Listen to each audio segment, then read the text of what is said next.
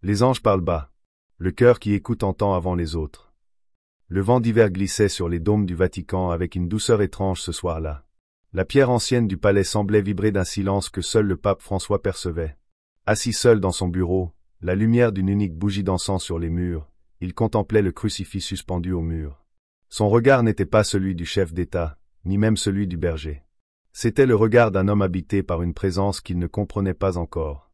Depuis plusieurs semaines, une lourdeur nouvelle s'était installée dans son esprit. Ce n'était ni la fatigue du corps ni la lassitude de l'âge, mais quelque chose de plus profond, une sorte de soupçon sacré. Comme si le ciel, d'ordinaire si lointain, s'était rapproché de lui. Trop près, presque trop fort pour être supporté. Il se réveillait chaque nuit à la même heure, 3h33. Toujours en sursaut. Toujours avec la sensation d'avoir entendu une voix. « Prépare-toi !» Il avait d'abord pensé à une illusion de la fatigue, à une ruse de son subconscient. Mais lorsque cela se répéta pour la 9e nuit consécutive, il comprit que ce n'était pas un hasard. Il se leva en silence, passa son manteau blanc, et marcha pieds nus jusqu'à la chapelle privée. Le sol de marbre était glacé, mais son esprit était en feu. Devant le tabernacle, il s'agenouilla lentement, sans réciter de prière. Son âme écoutait. Et dans le silence, il ressentit la même phrase, encore une fois, murmurée sans son, comme si elle émanait de l'intérieur de sa poitrine. « Tu sais déjà !» Ces 3 mots le transpercèrent. Il resta là, immobile, pendant de longues minutes, puis se releva et retourna à sa chambre. Sur son bureau, il ouvrit un carnet noir qu'il gardait caché, et y écrivit simplement. « Quelque chose approche. Je ne sais pas quoi, mais mon âme le reconnaît. » Le lendemain, tout semblait normal. Il présida la messe matinale avec la même compassion dans la voix. Il salua les fidèles, écouta les cardinaux, signa les lettres. Mais il n'était plus vraiment là. Son corps était présent, mais son regard regardait ailleurs. Dans les couloirs du Vatican, les fresques semblaient lui parler. Les statues qu'il avait vues 1000 fois lui apparaissaient sous un jour nouveau. Les anges sculptés avaient désormais des visages douloureux. Les yeux peints dans les plafonds baroques le suivaient, non pas avec majesté, mais avec tristesse. Il se sentit observé, mais pas par des hommes. Ce soir-là, il refusa le dîner. Il resta seul dans la bibliothèque interdite, celle où dorment les livres qui n'ont jamais été publiés. Il chercha sans savoir quoi chercher. Il ouvrit un ouvrage du XVIIe siècle sur les mystiques chrétiens. Une phrase soulignée attira son attention. Lorsque Dieu se tait, c'est souvent parce qu'il est en train d'approcher. Il ferma le livre lentement, puis sentit une présence derrière lui. Il se retourna vivement. Personne. Mais dans un coin de la pièce, il vit une silhouette noire passer à travers la lumière, sans bruit. Une ombre sans forme, mais porteuse d'une intention claire, le faire se souvenir.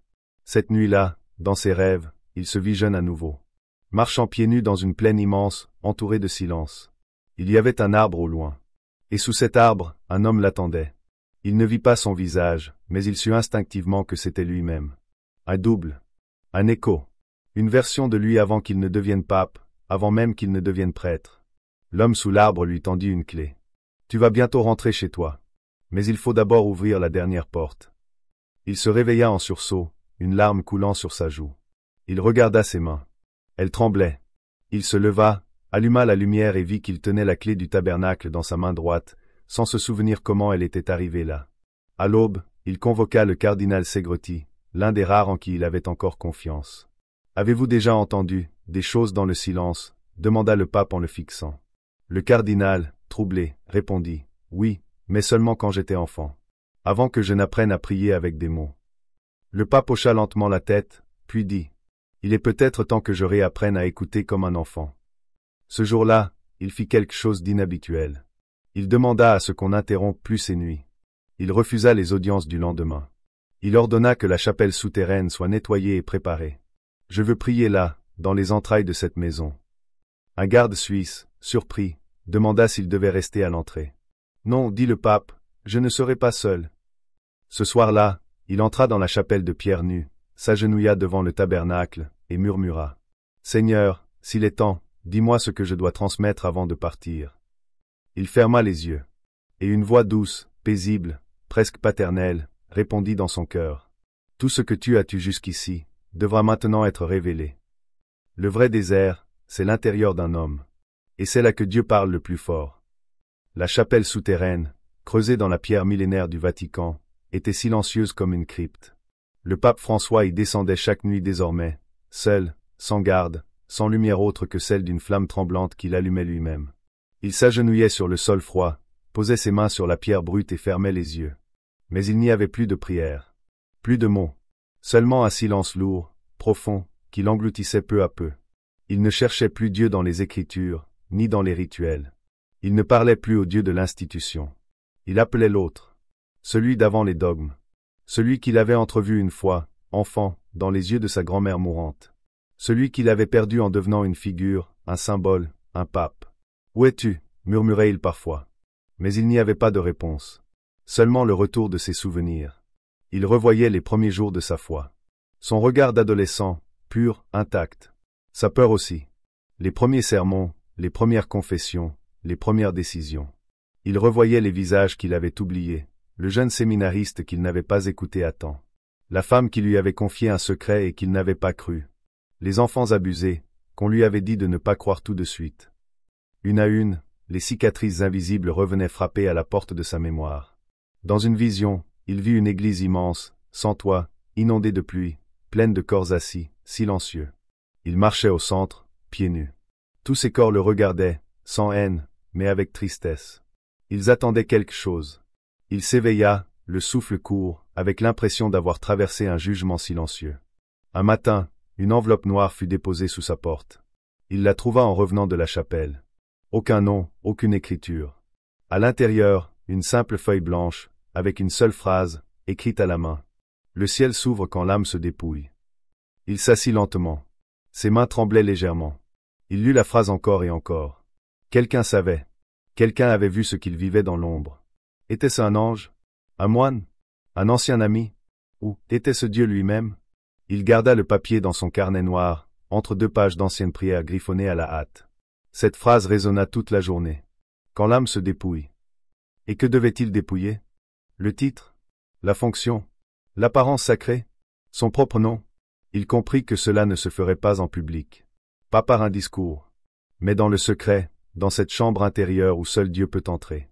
Il commença alors un jeûne. Non pas de nourriture, mais de paroles. Il se taisait pendant des heures, parfois toute la journée. Les cardinaux s'inquiétaient. Il répondait simplement. Je me prépare. À quoi? Aucun d'eux n'osait poser la question. Les nuits devenaient de plus en plus étranges. Il rêvait de jardins inondés de lumière, de ruines antiques, de portes qui s'ouvraient toutes seules. Un soir, il entendit, dans un rêve, une voix féminine chanter. La vérité ne descend pas d'en haut. Elle monte de la terre, là où tu as enterré ta douleur. À son réveil, il pleurait. Il se souvint alors d'un lieu qu'il avait effacé de sa mémoire, une petite église abandonnée, dans les faubourgs de Buenos Aires. Là-bas, jeune prêtre, il avait entendu sa première confession qui lui avait brisé le cœur. Une jeune fille de 14 ans, enceinte de son père. Il s'était tu, par peur, par ignorance. Il s'était contenté de prier avec elle. Et il n'en avait jamais parlé à personne. Cette nuit-là, il écrivit dans son carnet. Je n'ai pas toujours protégé les innocents. Et le ciel le sait. À l'intérieur de lui, un vide sacré se faisait. Il perdait ses repères, ses titres, ses protections. Il n'était plus le pape. Il redevenait Roré. Un homme simple, qui marchait à nouveau dans le désert. Un soir, en se regardant dans le miroir, il dit à voix haute. Je ne veux plus gouverner. Je veux comprendre. Et dans ce silence, un murmure s'éleva. Alors tu es enfin prêt. Il retourna dans la chapelle souterraine, et cette fois, il apporta un petit banc, un calepin et une plume. Il s'assit face à l'autel vide. Et il écrivit. Ce que j'ai vu dans la lumière, je ne peux plus le garder. Ce que j'ai compris dans le silence, je dois maintenant le révéler. Nous ne sommes pas seulement responsables de nos actes, mais aussi du silence que nous avons laissé vivre entre eux. Les couloirs du Vatican n'avaient jamais semblé aussi étroits. Le pape marchait en silence, la tête couverte de son capuchon blanc, les mains jointes derrière le dos. Chaque tableau, chaque fresque, chaque vitrail lui apparaissait maintenant comme un miroir silencieux des douleurs humaines que l'Église avait tenté de sanctifier par la beauté. Mais il voyait derrière. Derrière les ors. Derrière les chants. Derrière les prières trop parfaites. Il voyait le sang. Il décida ce matin-là d'ouvrir une pièce que peu de papes osaient approcher, l'archive secrète, celle où reposent les documents que l'histoire a préféré oublier. Des lettres d'excommunication de saints. Des aveux étouffés. Des actes signés d'une main tremblante, toujours en latin, comme si la langue pouvait dissimuler le sens. Il entra seul. Personne ne l'accompagna. Et il s'assit au milieu de milliers de pages, de vérités oubliées, d'ombres pieuses. Il lut une lettre de 1610 d'un prêtre à Rome, dénonçant un cardinal pour abus d'enfants. Jamais traité. Il lut un rapport de 1943, où un évêque avait protégé des nazis en échange d'or. Il lut une note interne de 2002, ne pas révéler l'affaire. Protéger l'institution. Chaque mot lui tombait sur la poitrine comme une pierre de plus. Il sentit sa respiration ralentir. Il ferma les yeux. Nous avons été sourds, non pas à cause de la peur, mais à cause de l'orgueil. Le lendemain, il convoqua un jeune prêtre, inconnu de la curie, nommé Matteo. Un homme simple, fils de maçon, doux dans sa parole. Matteo, que crois-tu que signifie être prêtre aujourd'hui? Pleurer avec les autres. Et ne jamais oublier pourquoi Dieu a pleuré aussi. Le pape hocha la tête. Il avait enfin entendu ce qu'il cherchait. Il plaça sa main sur l'épaule du jeune homme. Tu n'oublieras jamais ce que je vais te montrer. Mais tu dois voir. Et tu dois continuer après moi. Ils descendirent ensemble dans les archives. Le pape lui montra les lettres, les dossiers, les preuves. Matteo pleura en silence. Et à la fin, François lui dit, « Un jour, tout cela sera révélé. Mais d'abord, il faut que le cœur du pasteur saigne de ce qu'il a laissé survivre. Et c'est ce que je vis maintenant. » Cette nuit-là, dans sa chambre, il fit un rêve étrange. Il se trouvait sur une place vide, immense. Il y avait un trône au centre, brisé en deux. À ses pieds, un agneau blanc. Mais l'agneau saignait. Non par blessure, mais par les yeux. Des larmes rouges coulaient sur son pelage immaculé. Et une voix, calme mais implacable, dit, « Tu as porté la tiare, mais c'est la croix que tu devais apprendre à soulever. » Il se réveilla en sueur, le souffle coupé. Il comprit alors, il n'était pas en train de mourir. Il était en train d'être purifié. Dans les jours suivants, il écrivit une série de lettres, jamais envoyées. Des confessions. Des aveux. Des pardons. À un évêque qu'il n'avait pas destitué à temps. À une victime qu'il n'avait jamais rencontrée. À Dieu lui-même. Il commença chaque lettre par la même phrase. J'ai cru faire ce qu'il fallait. Mais je n'ai pas écouté ce que je sentais. Il commença à ressentir des douleurs dans sa poitrine, non physiques, mais symboliques. Comme si chaque mémoire réveillée lui demandait un morceau d'âme. Et pourtant, au fond, une étrange peine naissait. Comme si, pour la première fois, il ne fuyait plus rien. Un soir, il retourna à la chapelle souterraine. Il apporta les lettres. Il les plaça sur l'autel. Puis il dit simplement, « Seigneur, je ne peux plus les cacher. Tu vois, tu sais. Alors prends-les. » Il alluma une bougie. Et l'une après l'autre, il les brûla. Il ne regardait pas le feu. Il regardait la fumée monter. Et dans cette fumée, il crut voir un visage. Le sien. Mais jeune. Libre. Le lendemain, il dit à Matteo, « Tu devras écrire un jour ce que tu as vu ici. Pas pour condamner, mais pour guérir. » Et Matteo répondit, « Je n'écrirai pas une vérité. J'écrirai une confession. » Quand tout s'efface, le souffle de Dieu devient audible. La petite chapelle cachée sous les voûtes du Vatican était devenue son refuge.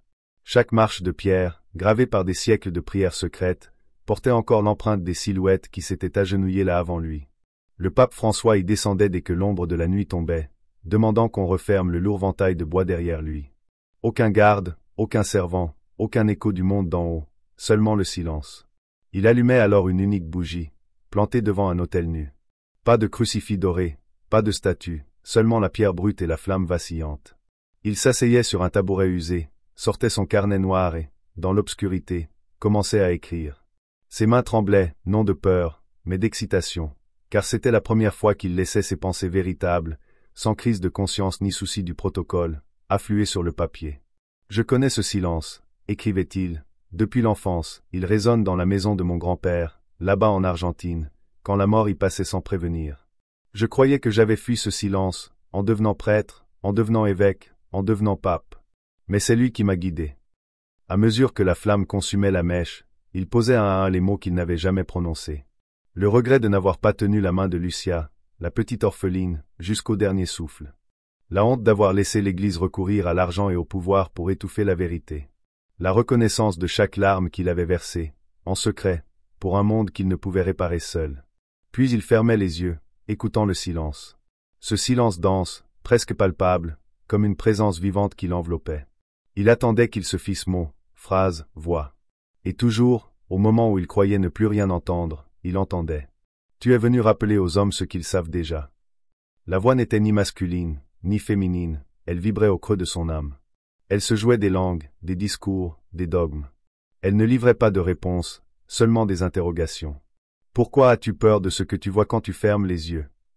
Que laisseras-tu derrière toi, si ce n'est ce silence de vérité? Un soir, la voix prit un autre ton, plus doux, presque maternel. Écris ce que tu as vu dans la nuit la plus noire. Offre-le à ceux qui craignent d'y plonger. Le pape ouvrit son carnet et, dans un français hésitant, traça la première phrase d'un testament oral. J'ai vu l'âme du monde, étendue, blessée, mais capable de se relever. J'ai vu Dieu là où personne ne regarde. J'ai vu l'homme tel qu'il était tel qu'il doit devenir. Puis il s'interrompit. Un sanglot secoua sa poitrine. Il posa sa plume, prit la flamme dans sa main, la contempla comme un trésor. Soudain, l'air se fit plus lourd, et il sentit une présence derrière lui. Sans se retourner, il entendit un souffle. Il est temps. Le cœur battant, il se leva, laissa la bougie s'éteindre d'elle-même, et gravit les marches vers la surface. Le silence de la chapelle lui collait à la peau comme une seconde robe. Le lendemain, on le trouva dans la bibliothèque pontificale, entouré de manuscrits médiévaux et d'ouvrages mystiques.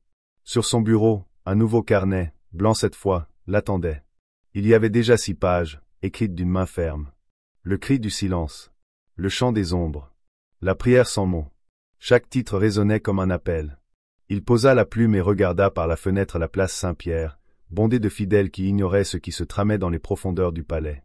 Il comprit alors que ce silence qu'il partageait dans l'ombre deviendrait la voix de millions d'âmes. Que ces mots griffonnés dans le secret formeraient un pont entre leurs doutes et la certitude que l'amour est plus fort que la mort. Il referma le carnet, le plaça dans une boîte scellée, et chuchota. Que mon silence parle plus fort que mes paroles.